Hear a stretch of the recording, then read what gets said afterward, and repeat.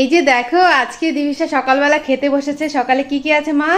ডিম, সয়াবিন, একটু হলো আমি গাজর আলু দিয়ে একটু ঝোল করে দিয়েছি, আর ভাত, তার সঙ্গে দিয়েছি একটু সবজি। ওলে বাবালে, ভাতটাকে দেখো আমি একটু চটকে দিয়েছি যেন ভাতটা শক্ত হয়ে গেছে। এটা কি মা? এটা কি? এটা বলো গাজর।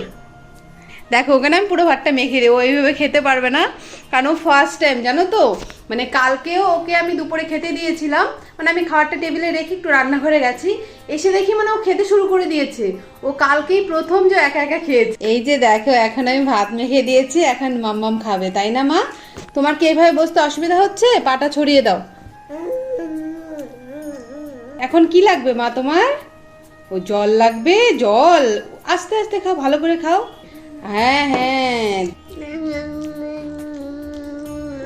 বাবা।